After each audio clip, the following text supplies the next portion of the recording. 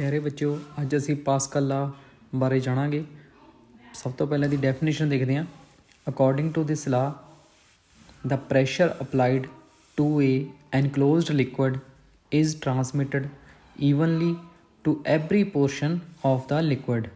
It mean अगर असी किसी लिक्विड नूं एक कंटेनर दे विच फिल किया होया आ ते असी उहदे किसी भी एक पॉइंट ते अगर प्रैशर अप्लाई करते हैं तो वह प्रैशर पूरे के पूरे लिक्विड दे विच ईवनली इक्वली फैल जाएगा।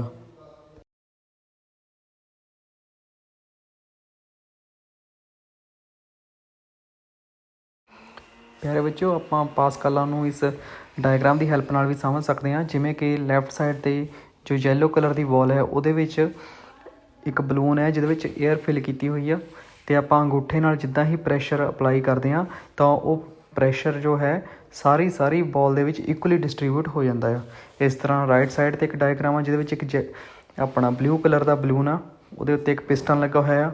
जिद्दां ही आप पिस्टन नूं हेठां वालों प्रैस करते हैं तो जिन्ने भी शेक है बलून दे विच सारिਆਂ विचों इक्वल अमाउंट दे विच एयर जिहड़ी आ वो बाहर निकलना स्टार्ट हो जाती है। इट मीनस कि जिहड़ा प्रैशर आपां पिस्टन की हैल्प नाल बलून विच क्रिएट किया वो ईवनली डिस्ट्रीब्यूट हो जाता है।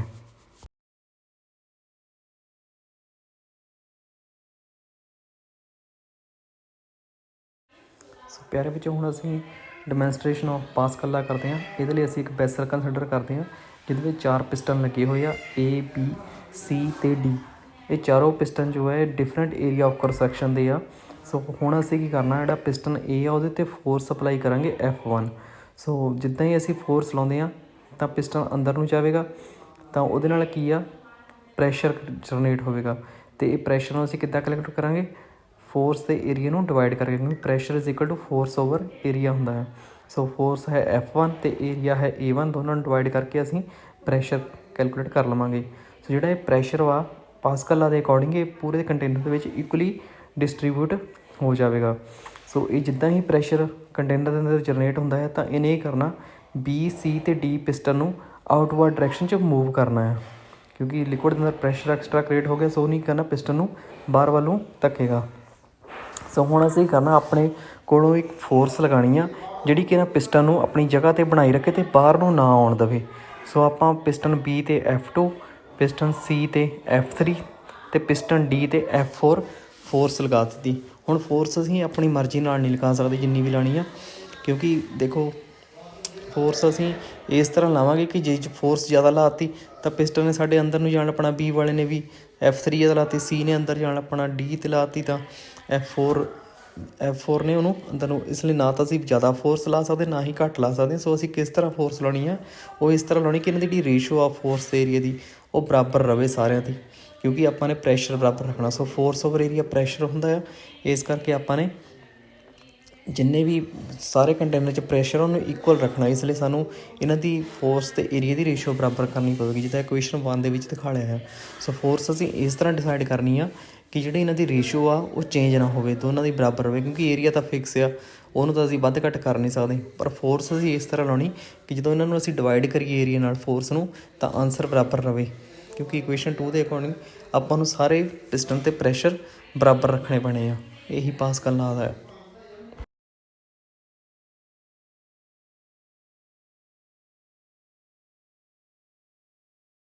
सो हुण असीं गल करते हैं एप्लीकेशनस ऑफ पास्कल लॉ।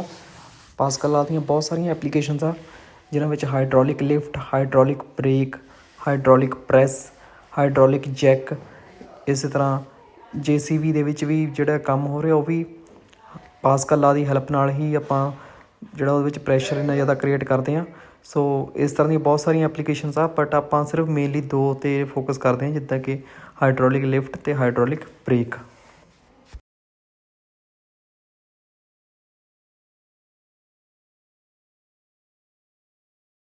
सो हुण असीं हाइड्रोलिक लिफ्ट की गल करते हैं। ये एक हॉरीजोंटल कंटेनर हुंदा जिहदे विच लिक्विड फिल किया है तो ये कंटेनर के दोनों साइडों पर पिस्टन लगे हुए हैं जिन्हों के area of cross section different आ। लैट असीं स्मॉल पिस्टन ते F1 फोर्स अप्लाई करते हैं, जिहदे नाल की आ लिक्विड के प्रैशर जनरेट होगा, जिन्होंने असीं कैलकुलेट कर सकते हैं F1 ओवर A1 करके। हुण अकॉर्डिंग टू पास्कल लॉ जिहड़ा प्रैशर इक्वली डिस्ट्रीब्यूट हो जाएगा लिक्विड के, इसलिए pressure at small piston must be equal to pressure at large piston, that is P1 is equal to P2. ਸੋ ਔਰ ਅਸੀਂ ਕਹਿ ਸਕਦੇ ਹਾਂ ਕਿ F1 over A1 is equal to F2 over A2। ਇੱਥੋਂ ਅਸੀਂ ਜੇਕਰ F2 ਦੀ ਵੈਲਿਊ ਕੱਢੀਏ ਤਾਂ ਉਹ ਹੋ ਜਾਏਗੀ A2 over A1 into F, ਕਿਉਂਕਿ ਹੁਣ ਏਰੀਆ A2 ਏਰੀਆ ਜੋ ਬਿਗ ਪਿਸਟਨ ਉਹਦਾ ਏਰੀਆ ਜ਼ਿਆਦਾ ਆ, ਇਸ ਕਰਕੇ ਉੱਥੇ ਫੋਰਸ ਵੀ ਜ਼ਿਆਦਾ ਜਨਰੇਟ ਹੋਵੇਗੀ। ਆਪਾਂ ਨੂਮੈਰੀਕਲ ਐਗਜ਼ਾਮਪਲ ਨਾਲ ਦੇਖਦੇ ਹਾਂ ਕਿ ਜਿੱਦਾਂ ਮੰਨ ਲਓ ਸਮੋਲ ਪਿਸਟਨ ਦਾ ਏਰੀਆ A1 ਆ ਅਤੇ ਜਿਹੜਾ ਬਿਗ ਪਿਸਟਨ ਆ ਉਹਦਾ ਆਪਾਂ ਏਰੀਆ ਉਹ ਤੋਂ 10 ਟਾਈਮ ਜ਼ਿਆਦਾ ਮੰਨ ਲੈਂਦੇ ਹਾਂ। ਸੋ A2 ਇਜ਼ ਇਕੁਅਲ ਟੂ, ਜਿਸ ਤਰ੍ਹਾਂ ਡਾਇਗਰਾਮ ਦਿਖਾਇਆ 10 ਟਾਈਮ ਜ਼ਿਆਦਾ ਆ A1 ਦੇ ਨਾਲੋਂ। ਸੋ ਜੇ ਆਪਾਂ ਫੋਰਸ ਕੈਲਕੂਲੇਟ ਕਰਾਂਗੇ F2 ਤਾਂ ਉਹ ਵੀ 10 ਟਾਈਮ ਜ਼ਿਆਦਾ ਹੋ ਜਾਵੇਗੀ। ਸੋ ਅਸੀਂ ਕਹਿ ਸਕਦੇ ਹਾਂ ਕਿ ਅਸੀਂ ਜੇਕਰ ਸਮੋਲ ਪਿਸਟਨ 'ਤੇ 10 ਕਿਲੋ ਭਾਰ ਫੋਰਸ ਸਪਲਾਈ ਕਰੀ 10 ਕਿਲੋ ਦੇ ਨਾਲ ਅਸੀਂ 100 ਕਿਲੋ ਭਾਰ ਚੱਕ ਸਕਦੇ ਹਾਂ। ਸੋ ਇਸ ਤਰ੍ਹਾਂ ਅਸੀਂ ਥੋੜ੍ਹੀ ਫੋਰਸ ਲਗਾ ਕੇ ਵੱਡੇ ਪਿਸਟਨ 'ਤੇ ਹੈਵੀ ਲੋਡ ਨੂੰ ਲਿਫਟ ਕਰ ਸਕਦੇ ਹਾਂ। ਸੋ ਲਾਸਟ ਲਾਈਨ ਦੇ ਵਿੱਚ ਇਹੀ ਲਿਖਿਆ ਹੋਇਆ ਕਿ with the help of small force on small piston heavy load can be lifted on large piston. So diagram ਨੂੰ ਆਪਾਂ ਇੱਕ ਵਾਰੀ ਨੈਕਸਟ ਸਲਾਈਡ ਦੇ ਵਿੱਚ ਦੇਖ ਲੈਂਦੇ ਹਾਂ।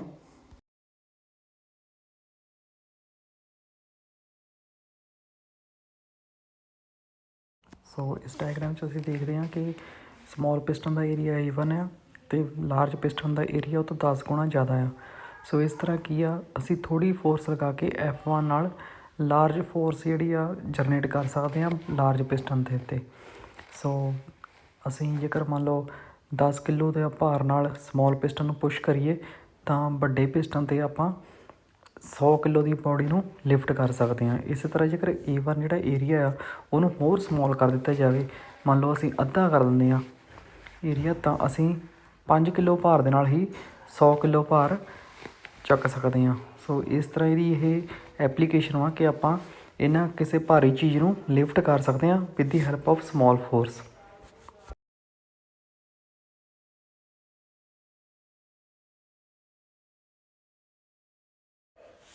ਇਸ ਸਲਾਈਡ ਦੇ ਵਿੱਚ ਕਲੀਅਰ ਕੀਤਾ ਗਿਆ ਹੈ ਕਿ ਸਾਰੇ ਜਿਹੜੇ ਸਿੰਬਲ ਯੂਜ਼ ਕੀਤੇ ਗਏ ਆ ਉਹਨਾਂ ਦੇ ਮੀਨਿੰਗਸ ਦੱਸੇ ਗਏ। The P1 is pressure on the small piston, P2 pressure on the large piston, F1 input force, F2 output force, A1 area of the small piston and A2 area of large piston.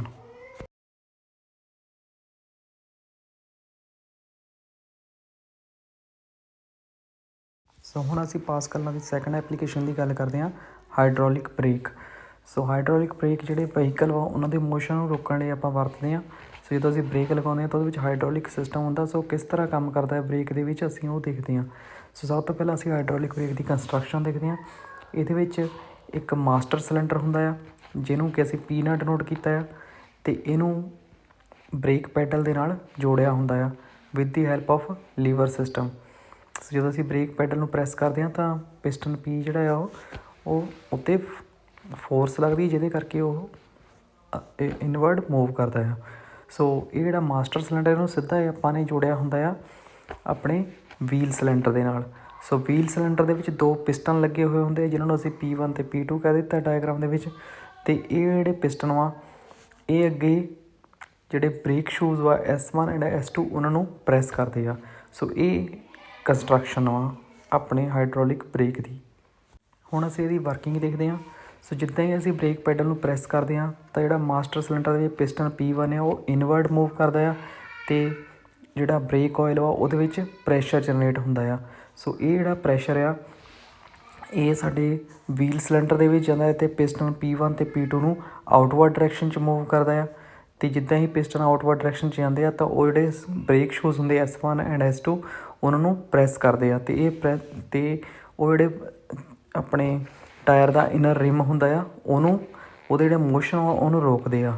ਸੋ ਇਸ ਤਰ੍ਹਾਂ ਅਸੀਂ break pedal ਦੱਬਣ ਦੇ ਨਾਲ ਕੀ ਹੁੰਦਾ, master cylinder ਆਪਣਾ ਜੋ pressure ਆ ਉਹ ਪਾਸਕਲਾਂ ਦੇ ਅਕੋਰਡਿੰਗਲੀ ਸਾਰੇ ਲਿਕੁਇਡ ਦੇ ਵਿੱਚ ਫੈਲ ਜਾਂਦਾ ਆ। ਸੋ ਜਿਹੜੇ ਪਿਸਟਨ P1 ਅਤੇ P2 ਆ ਉਹ ਵਰਕ ਕਰਦੇ ਆ, ਆਊਟਵਰਡ ਡਾਇਰੈਕਸ਼ਨ 'ਚ ਮੂਵ ਕਰਦੇ ਆ ਅਤੇ ਸਾਡਾ ਜਿਹੜਾ ਵੀਲ ਦਾ ਮੋਸ਼ਨ ਹੁੰਦਾ ਉਹਨੂੰ ਰੋਕਦੇ ਆ। ਇੱਥੇ ਦੇਖਣ ਵਾਲੀ ਗੱਲ ਇਹ ਆ ਕਿ ਜਿਹੜਾ ਮਾਸਟਰ ਸਿਲੰਡਰ ਆ ਉਹ ਛੋਟੇ ਸਾਈਜ਼ ਦਾ ਅਤੇ ਜਿਹੜਾ ਵੀਲ ਸਿਲੰਡਰ ਹੁੰਦਾ ਉਹ ਵੱਡੇ ਸਾਈਜ਼ 'ਚ ਹੁੰਦਾ ਆ। ਸੋ ਅਸੀਂ ਬਿਲਕੁਲ ਥੋੜ੍ਹਾ ਜਿਹਾ ਫੋਰਸ ਦੇ ਨਾਲ ਹੀ ਜਦੋਂ ਬ੍ਰੇਕ ਪੈਡਲ 'ਤੇ ਬਹੁਤ ਥੋੜ੍ਹੀ ਫੋਰਸ ਲਾਉਂਦੇ ਆ ਤਾਂ ਉਹਦੇ ਨਾਲ ਕੀ ਆ ਬਹੁਤ ਜ਼ਿਆਦਾ ਫੋਰਸ ਜਨਰੇਟ ਹੁੰਦੀ ਆ ਵੀਲ ਸਿਲੰਡਰ ਦੇ ਵਿੱਚ।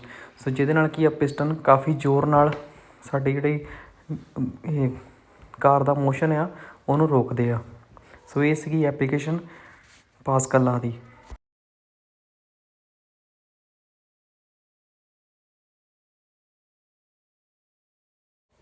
ਸੋ ਇਹ ਡਾਇਗਰਾਮ ਆ ਹਾਈਡ੍ਰੋਲਿਕ ਬ੍ਰੇਕ ਦੀ। ਇਹਦੇ ਵਿੱਚ ਤੁਸੀਂ ਦੇਖ ਸਕਦੇ ਆ ਕਿ ਜਿਹੜਾ ਪਿਸਟਨ ਮਾਸਟਰ ਸਿਲੰਡਰ ਅਤੇ ਵੀਲ ਸਿਲੰਡਰ ਇਹਨਾਂ ਨੂੰ ਇੱਕ ਟਿਊਬ ਦੇ ਨਾਲ ਜੋੜਿਆ ਹੋਇਆ ਅਤੇ ਇਹੀ ਟਿਊਬ ਜਿਹੜੀ ਆ ਹੋਰ ਵੀਲਸ ਦੇ ਨਾਲ ਵੀ ਅਟੈਚ ਹੋਈ ਹੁੰਦੀ ਆ। ਸੋ ਇਸ ਡਾਇਗਰਾਮ ਨੂੰ ਆਪਾਂ ਤੋਂ ਸਮਝ ਸਕਦੇ ਹਾਂ ਕਿ ਜਿਹੜਾ ਪਾਸਕਲ ਆ ਉਹ ਕਿਸ ਤਰ੍ਹਾਂ ਹਾਈਡ੍ਰੋਲਿਕ ਬ੍ਰੇਕ ਦੇ ਵਿੱਚ ਕੰਮ ਕਰਦਾ ਹੈ। Thanks for watching.